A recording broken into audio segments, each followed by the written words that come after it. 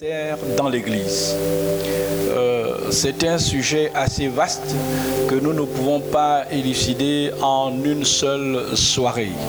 Et c'est pour ça que ce soir, je voudrais tout simplement planter le décor pour dire que c'est un sujet important parce que dans la suite des jours, nous allons aller en détail, nous allons approfondir notre étude pour comprendre exactement l'importance de cette étude qui concerne les ministères dans l'Église.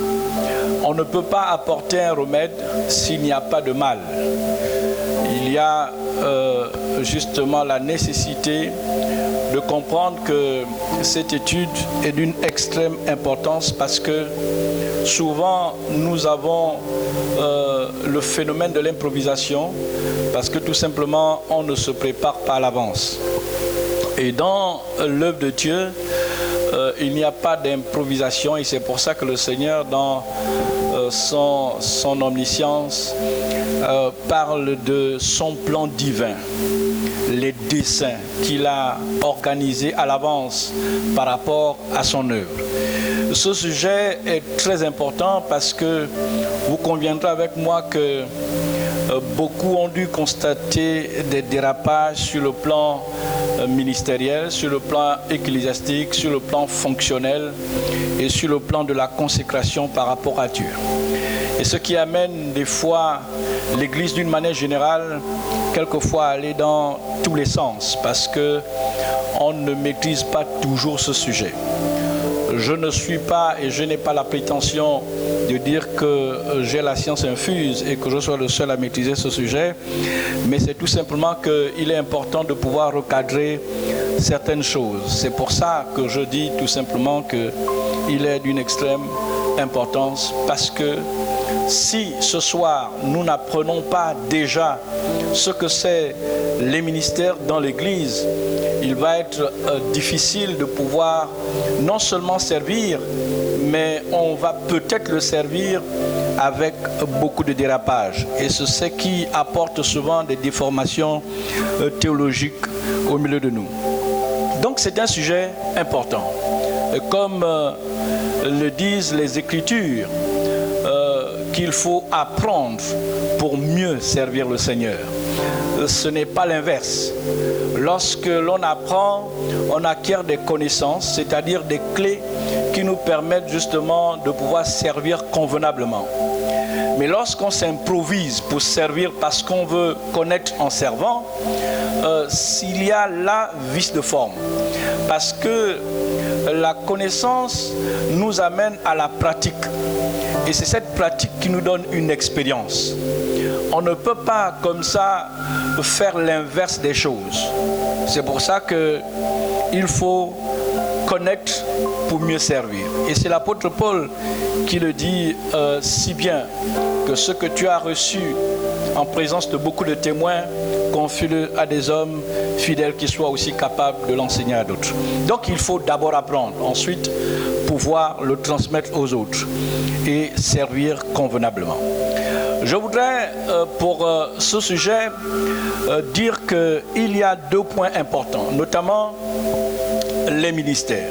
Et puis, il y a l'Église, parce qu'il s'agit là des ministères dans l'Église. Ce soir, nous n'abordons pas, ce n'est pas une réunion d'évangélisation, ce n'est pas une séance prophétique, quoique un messager est un prophète, mais il s'agit là d'une étude qui est axée sur les ministères dans l'Église. Quand on parle des ministères, il est important de savoir que le ministère, dans son sens étymologique, nous parle de ministérium. Ministérium ici, il s'agit du mot grec qui parle de diakonos. Donc, diakonos parle du service. Donc, quand on parle des ministères, il s'agit des services. Nous allons revenir dans les détails au fil des jours, mais c'est pour tout simplement planter le décor pour dire que les ministères, ce sont des services que Dieu a départis. Et c'est pour ça que lorsque l'on s'appuie sur le texte de Romains, au chapitre 12, Il est dit que celui qui est appelé au ministère s'attache à son ministère. Et dans la suite, vous verrez bien que le Seigneur énumère éventuellement plusieurs services. Et c'est pour ça que l'on dit que lorsque Dieu t'appelle pour justement le ministère, il faut t'attacher à ton ministère. Il faut prendre soin du ministère. Il faut prendre soin du service. Parce que le ministère est un service. D'où vient alors le ministère? Le ministère ici a son origine dans le texte de Matthieu chapitre 20 verset 28 où Jésus lui-même donne le ton qu'il n'est pas venu pour être servi, mais il est venu pour servir. De là, nous voyons, lui qui est le maître, le divin modèle, montre déjà le ton qu'il faut servir. Donc, le ministère est un service. Et lui-même a montré son ministère en servant les autres. Et c'est pour ça que, ici, le terme ministère n'est pas un terme qui est là pour prédominer ou pour piétiner nos frères et sœurs. Mais c'est tout simplement pour dire que nous sommes dans une dynamique de service. Le ministère, c'est servir les autres, c'est travailler, c'est peiner, c'est rendre un culte à Dieu, c'est servir un supérieur, c'est se mettre sous la subordination d'un maître. Un serviteur a un maître. On ne peut pas être serviteur si on n'a pas de maître. On ne peut pas en même temps être maître et serviteur. Soit on est maître, soit on est serviteur. Et si on a un ministère, ça veut dire on sert. Et si on sert, ça veut dire on est un serviteur. Et si on est un serviteur, on sert alors un maître. Et c'est pour ça que pour être un bon serviteur et entendre à la fin cette fameuse déclaration du Seigneur, entre dans la joie de ton maître, bon et fidèle serviteur. Donc il faut avoir un maître qui va te donner des injonctions et qui va t'orienter dans ce que tu dois faire. Parce que le maître donne toujours un cahier de charge. Et c'est pour ça que, d'une manière globale, un serviteur, c'est quelqu'un qui marche et qui travaille sous la direction d'un maître.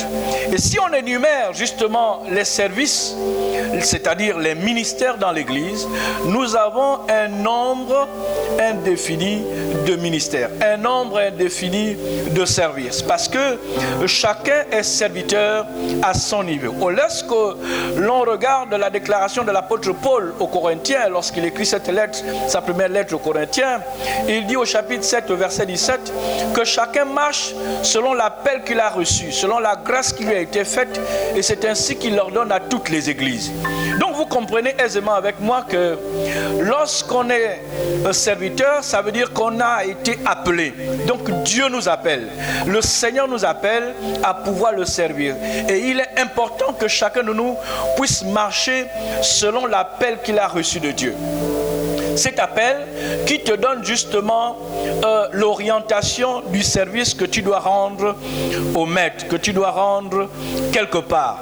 Ce quelque part, c'est dans l'église. Et c'est pour ça que lorsqu'on parle justement de ces services, il y a la complémentarité dans ces ministères. Il y a la pluralité déjà. Ensuite, il y a une diversité de ministères, c'est-à-dire de services dans l'église. Il y a cette complémentarité parce que on ne peut pas être seul parce que nous sommes, et je vais revenir là-dessus sur le cas de l'église, nous sommes un corps, nous sommes des membres dans un corps.